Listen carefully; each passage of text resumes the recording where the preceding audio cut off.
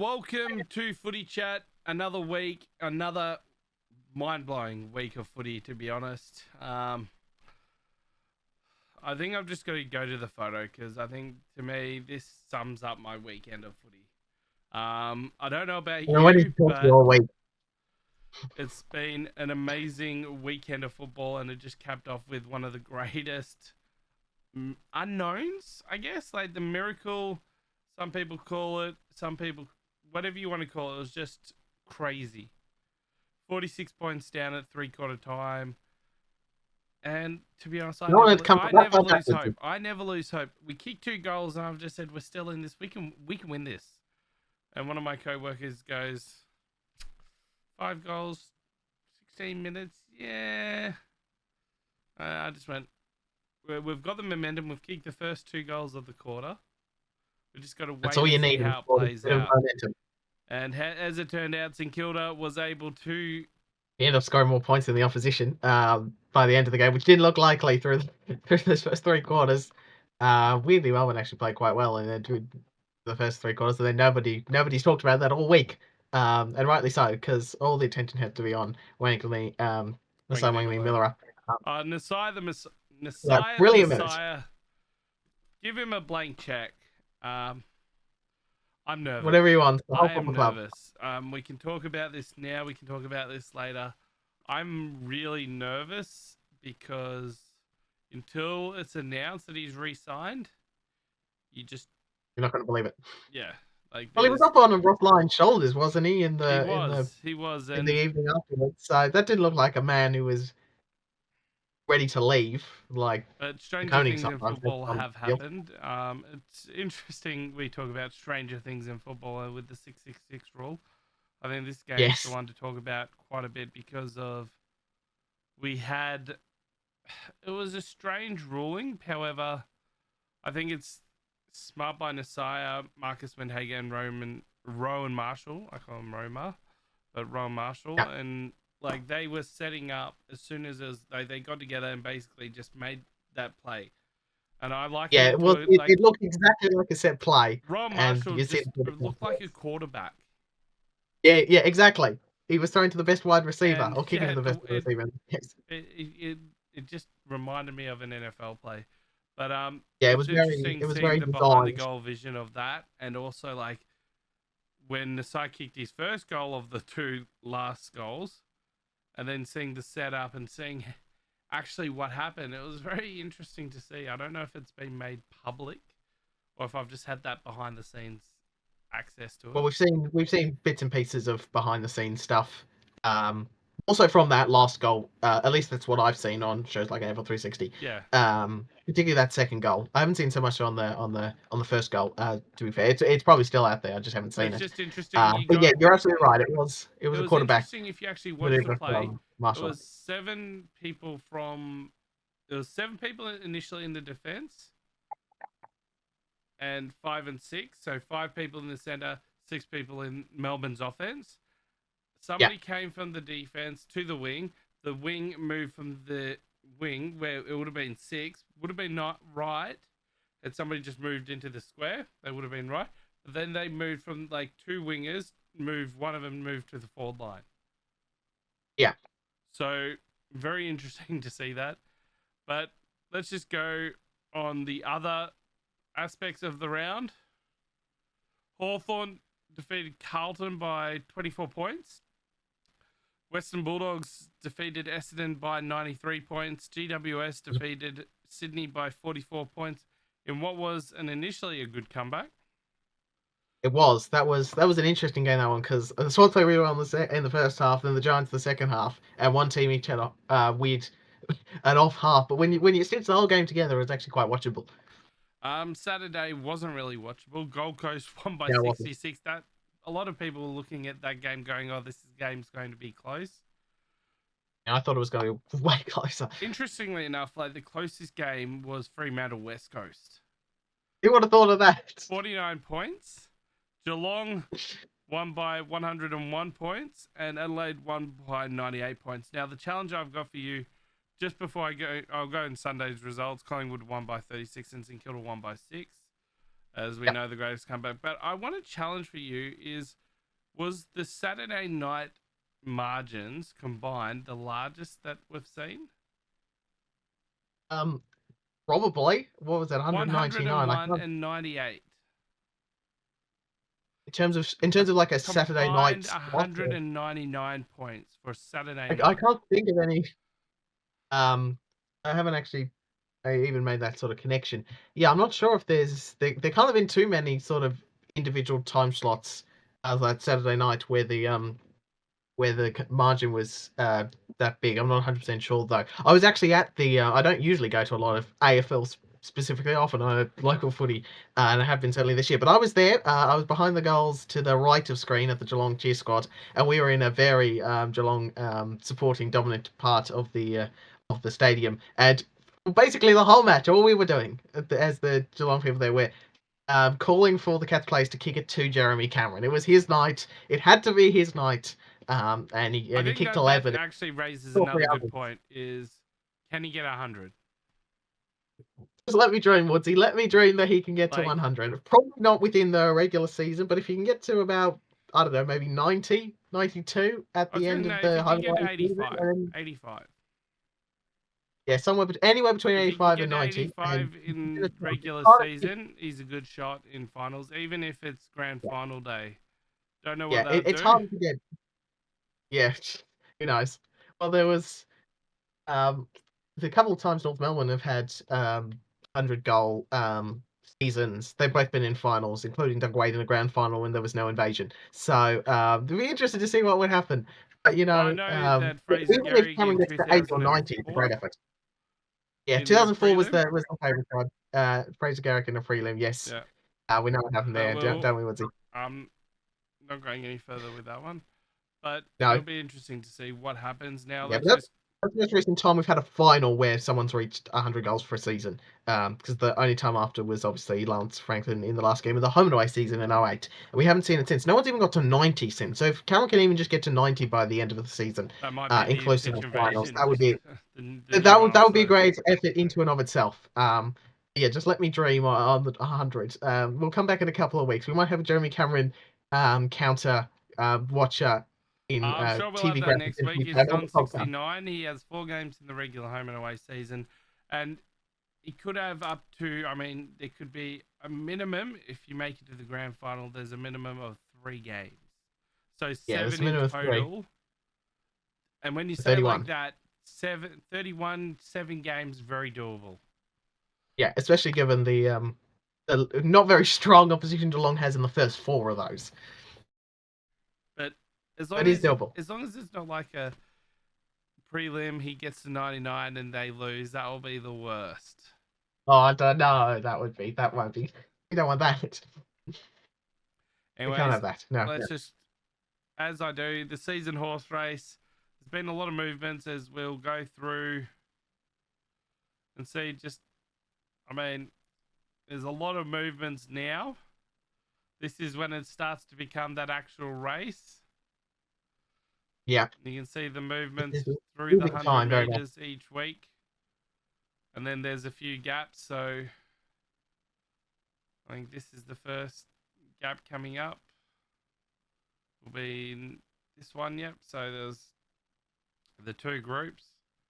And I guess there hasn't been any real difference. Like those 2 groups, I mean, you saw the trail off there. Last week we weren't on. So what do you think's happened now? What's happened in the last couple of weeks? The Giants are probably the Giants and the Suns are probably 2 big movers. What with their recent wins in the local derbies, so to speak. Where was Fremantle a couple of weeks ago? They might have moved forward a bit as well.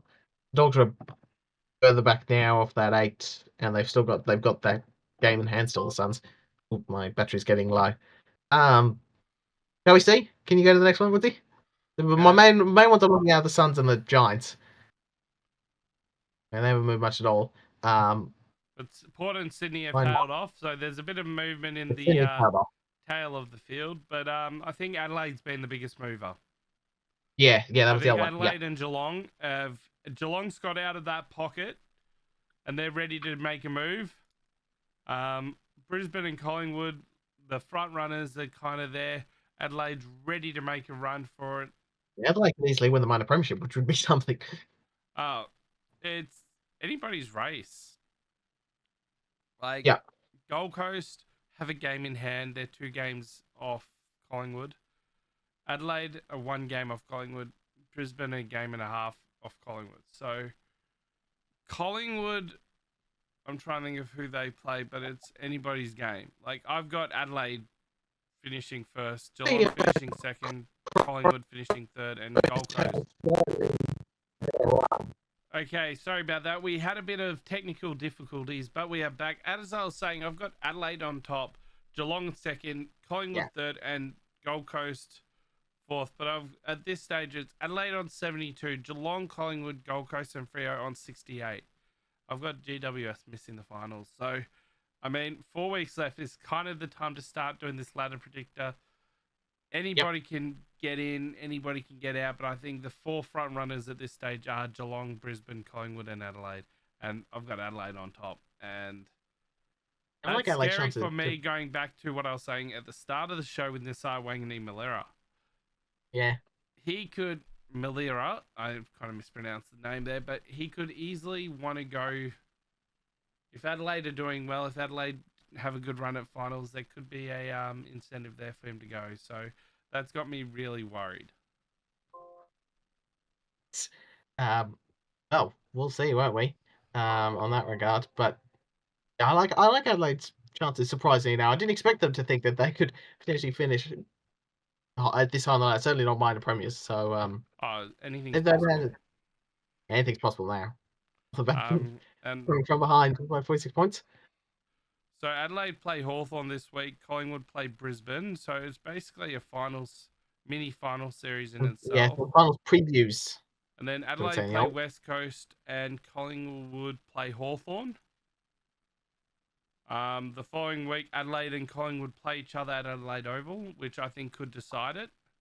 And then we have Collingwood play Melbourne and Adelaide play North Melbourne. So for Adelaide, really it's up in the air. Like, you've got really winnable games, and I can't pick it, to be honest.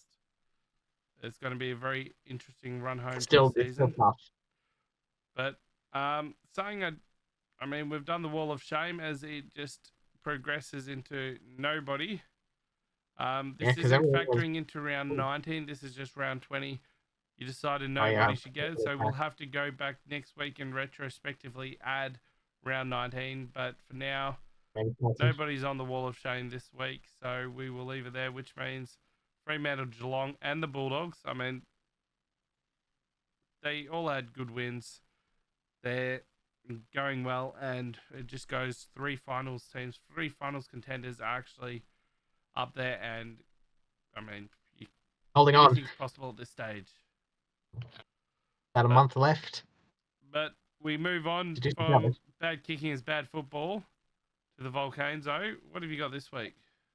This week, this is off the back of the fact that, as I mentioned already, I was at Marvel Stadium, for Geelong's win. Funnily enough, if we did a footy chat last week, I might have said something like, Geelong might win this by 120 plus, and sure enough, they did. So I was expecting a big result, and that's exactly what happened. But like I already mentioned, we were sitting in the third tier. It was mostly Geelong supporters. There were a couple of North Melbourne supporters by sort of a couple rows back and to my left from where I was. I was pretty much directly behind the goal. So I was basically behind the goal's vision for basically all of that match. And it was an interesting perspective to watch a football match from sort of 90 degrees on from when you usually do, especially for someone like me who doesn't usually go to a lot of football matches. Anyway, the really annoying thing for me in this particular match, in terms of those couple of North Melbourne supporters, and this has happened, and I might even do one of my classic opinion shorts on this at some point. and I was complaining about this to Josh as well, because this has been a big problem with darts, is people whistling at important points in particular matches. So it happens in darts well, I say all the time. It happens in darts quite a bit, and it happens quite often at the football. Now, unlike darts, probably doesn't have that big of an influence, because the guy you're trying to put off is sometimes 150 meters away, so that usually isn't too bad. But I just find it a bit annoying, a bit obnoxious. It goes through you. It's just I don't want to have a headache when I'm trying to watch a game of football. Please stop. Please be nice when you're there. And I understand making noise, all good. Supporting your team, all good. Even when your team is terrible and not very good, that's fine. And this is not digging every single North Melbourne supporter. You don't all do this. Not all football people do this. Not all sporting fans do this. Would you much rather than go kangaroo, roo, roo? That's I find that funny. So yeah, sure, you can do that. You can do that if you want that sort of silly chant. That's fine. But the whistling stuff at sporting events, I'm seeing it creep in a little bit more. Dart, it's far worse. Albeit it's slightly got a bit better this year. I just find it really annoying. When it's really annoying. Not really on so much on TV, because you don't really sense it that much, particularly at the AFL. But if you're sitting right by us and the person doing it was not too fast, I find it very annoying. So that's my volcano this week.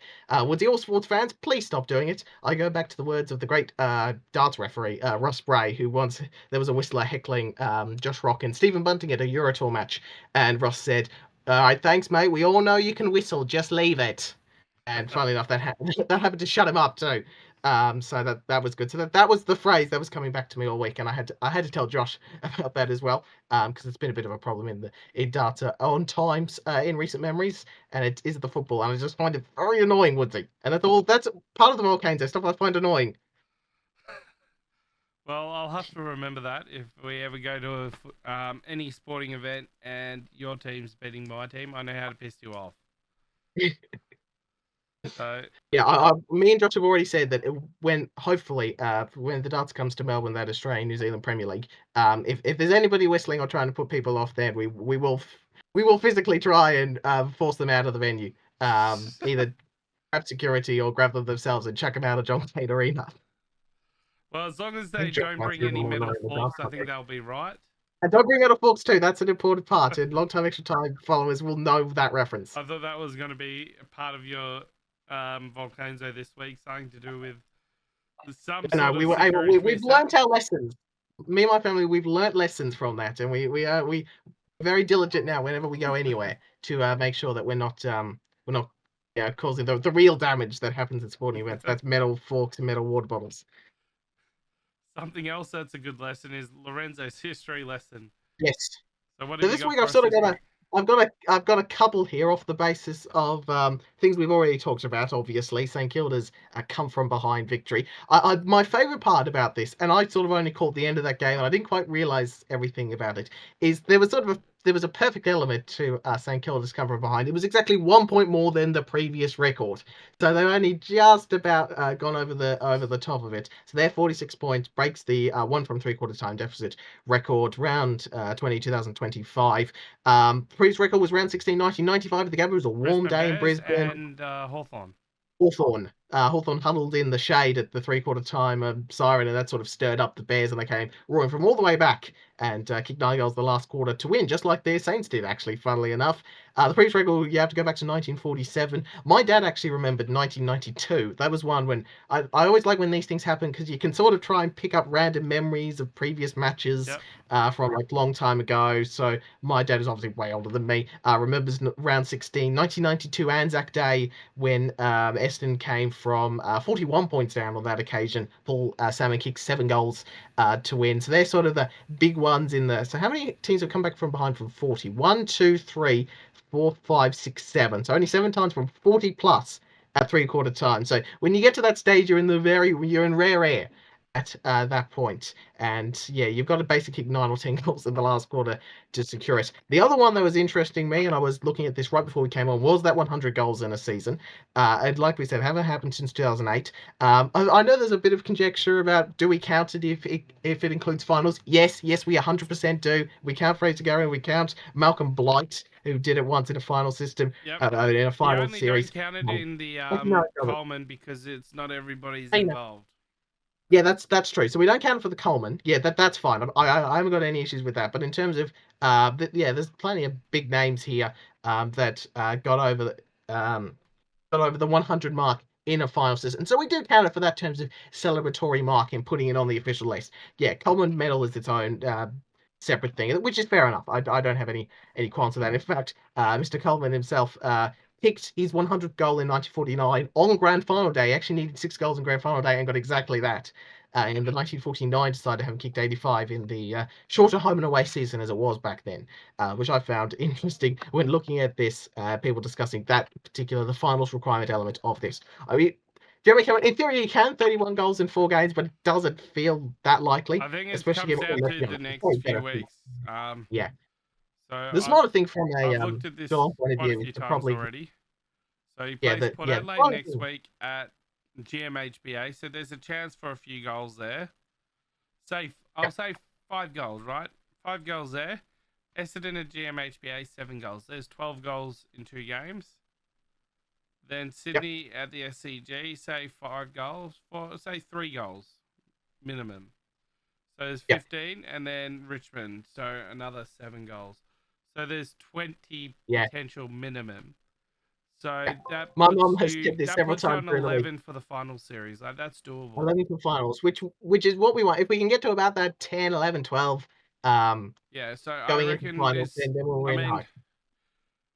I mean, you've got Richmond at the G, you've got Port Adelaide at GMHBA, and you've got was Essendon at GMHBA. Like that's really, really doable. It is. Like, if you can kick, say, 8 goals against Port Adelaide, 10 goals against Essendon, there's 18 goals, and then kick another 10 goals against Richmond, 28 goals. You just need 3. Like, the math is there for a potential, like. There's a route. There is a route. Yeah. It's going to be uphill because he's going to probably need one more really big performance. And yeah, the probably smarter thing to do is probably to rest him. But we don't want that. We want to see as many recovery goals as possible in the back end of the season, just to give us that hope of seeing something we haven't seen since 2008, which is a long time ago. And again, like I said, even 90 goals for a season is a great effort. Hopefully this kind of changes the way forwards play, and next season we can see a bit more open, like 5 goals averages. Because that's literally all you need to do is a 5-goal average, and you can do it. Yeah, there was a time there for I think throughout the 50s or before really Peter Hudson came along, where there was this sort of drier patch for a while. No, 950, 952, John Coleman. But it's been more defensively focused as well, we've got to remember. Yeah. So we've gone through dry patches before in terms of the hunt for 100 goals. 953 to 1967 inclusive, there was no 100-goal seasons, and then Peter Hudson came over from Tasmania and rewrote most of the records. So we've gone through dry passages before, and hopefully at the very least this sparks something. But even if Jeremy Cameron gets to 90 goals, that would be a very impressive feat, because that hasn't happened very often in the 21st century, let alone 100. But I'm daring to dream, Woodsy, daring to dream that maybe, just maybe, hopefully for your sake, at least in touching distance by the start of September. Hopefully for your sake that can happen. Now, I want to ask, are you going to take anybody off? I don't think so. You leave it at that? It's very hard to even predict which of these 9 make the 8 at the moment. So I feel like it's easier, obviously, to win from the top 4, but at this point, it's much easier.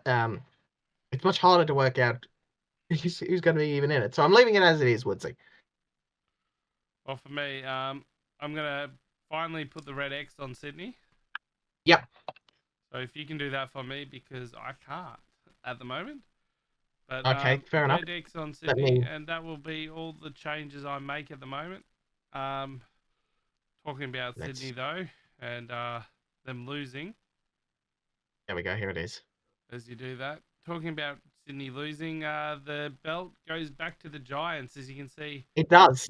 The stagger effect. Now, I love that. I loved it. I did this on purpose because at the end of the season, I can actually have all I can do is just have this journey of, from next week onwards, even just have this arrow of like, this is where it started, sort of like the circle of parity, and then this is where it's got to. So I'm excited to see how far it goes.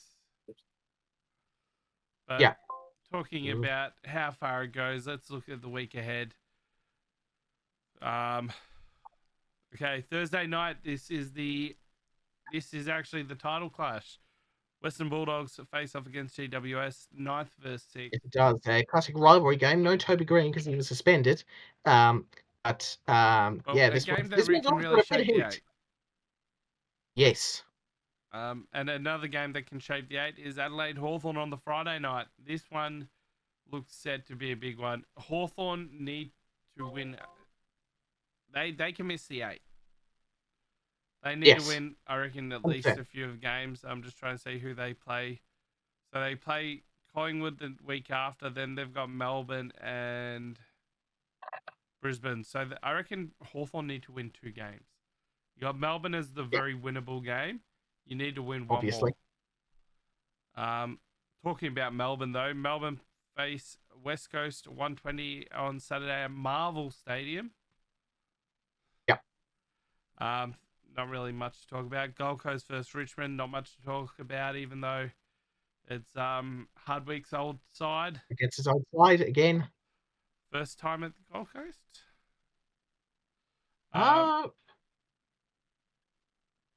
No, I'm pretty sure. I can't remember for sure, actually. Pretty sure they played each other. Didn't they play each other in the end? It's hard to remember. This football season's been going on for so long. Well, they haven't played it. It's the first time at the Gold Coast. I don't know. I'm lose track of when Hardwick actually signed up. Yeah. Is this Hardwick's second season or first? I think it's Hardwick's second season. I think it's his second season. So yeah, 2023 was definitely his last at Richmond. I remember that much. Yeah, it's always hard. Like I'm just quickly doing a Google search now. Like I'm just there going, wait, is it his first or second season? Is it his first or second game like that they've faced off there? Head coach since 2024. So I feel like they would have made more of a. Yeah, it's his second season. So is it his? Yeah. Like, I've got to quickly just see where they faced last year because I can't recall. Richmond.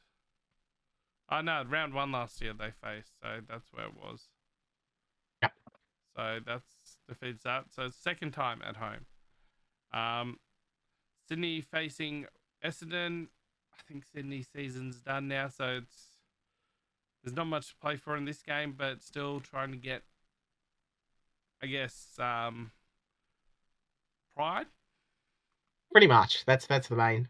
We're talking about pride though, and this is a first versus third clash. Collingwood versus Brisbane. This one could really shape the top 4, and Collingwood need to win this. If they lose this, they come back to the pack, and it's going to be a long way for them to get back there. I feel sorry for Padgett and Davin, but I just don't see. Like, I can see them winning this game, but once again, it's the Adelaide game, which is going to be the big decider. Yep. On Sunday, we got St Kilda North Melbourne. Hopefully, some Saints fans get inspired by Nas and turn up. Yep. You surely would be after the week that you've had. Geelong versus Port Adelaide at 3:15. 3:20. 3:20 now. I thought. Oh, that's what Google was telling me. Or was the AFL.com saying 3? It'll be around there. AFL.com saying 3:15. That's where I got my information from. I think they moved all the 3:20 games forward 5 minutes. Oh yeah, Google must have not. Yeah, okay, Google must not have updated. 3:15 it is then. Fair enough. 5:10 Fremantle versus Carlton. Yep. Fremantle need a percentage boost. That's all I will say with this one. Yeah, Fremantle can really get. I mean, there's 4 teams, 52 points at the moment, so this one really good. Geelong, Hawthorn, GWS, and Freo all on 52 points. They need to win this week, but it's going to be tough. Doggies need to win to stay in, or otherwise it could be already 8 decided. That's all the time we've got for this week. We've had a few technical issues. We will talk more local footy next week onwards, especially with both our sides. I know Blackburn are really doing well on the way to the finals, so it will be interesting to see, especially after next week, because this week we placed Ringwood, who are on top. We're second. We've got the same amount of points, so this is basically win and you go top. So that's it. I'm looking forward to hearing about the Nunawading Lion under 19. So we'll talk all Yep. that next week. Sure. Until then, though, big round of footy, both local AFL. Who knows? I might get down to a game, take some photos. There might be that, or even I might play it. Who knows? We'll wait and see on that. Oh, good. Last game of the season for the Masala Dandenong Tigers. Yep. So until next week, until I see you next, goodbye. Bye.